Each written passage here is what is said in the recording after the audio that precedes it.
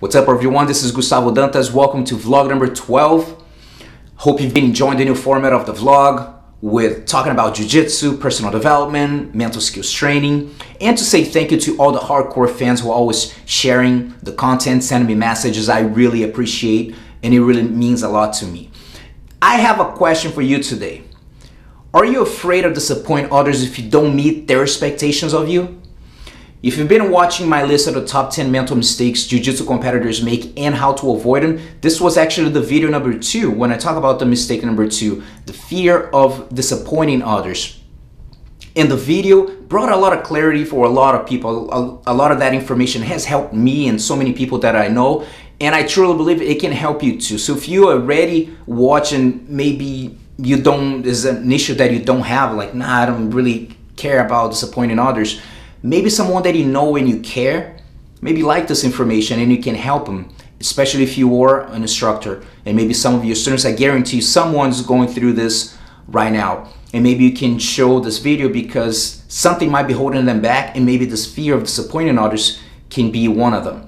So as you already know, I'm not trying to convince anyone of anything. This is only my perception about a topic. I'm pretty sure you have yours.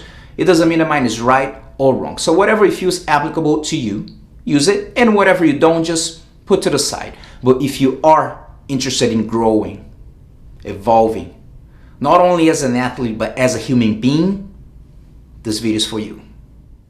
So let's go straight to the point and keep it real, because the issue here is not the fear of disappointing others. It's a different fear. The fear of being criticized or judged by people that you care or you don't care, and afraid that people might look down on you if you don't meet their expectations of you. And that's why it's so important that we become more emotionally mature to interpret the stories that we make up in our mind in a more rational way and efficient way. And what do I mean with the stories that we make up? Because that's what the human being does. We see an information, we experience an event, or we're not. That information hits your brain. Now we need to interpret that. Based on all your life experience and all your knowledge and emotional maturity level, you will make the best decision possible at that moment, and you're going to respond.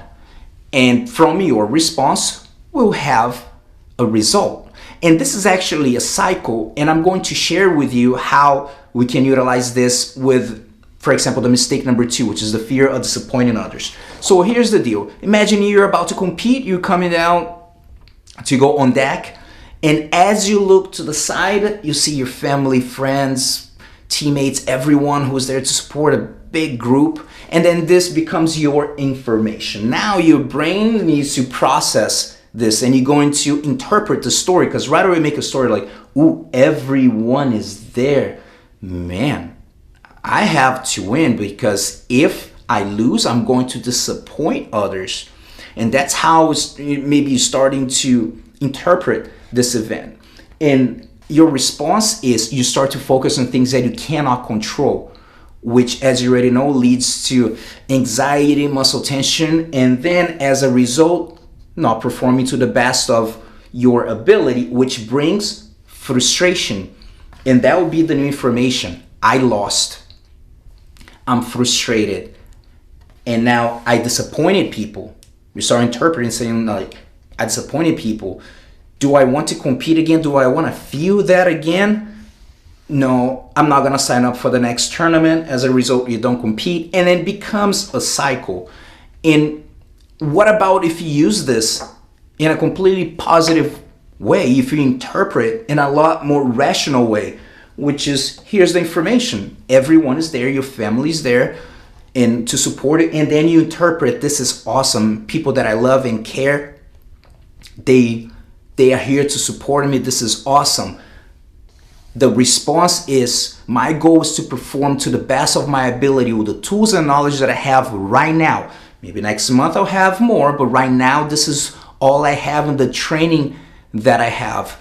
And no matter what happened, winning or losing, the people who really care and love me, they will be with me forever. So you got to tell this to yourself. And as a result, you will perform to the best of your ability, be the best version of yourself out there. It doesn't mean that you're going to win, or sometimes you're going to lose, but at least you're going to have that internal peace that I did the best I could with what I knew at that point. You really tried. Someone beat you, just clap and move on and learn from the experience. And then now you receive a new information from that loss, but now you're motivated in a way, man, I felt great. I just made a technical mistake, but I'm excited to compete again. Great. And response, sign up for a tournament, keep going. So the punchline here is, what story have you been telling yourself?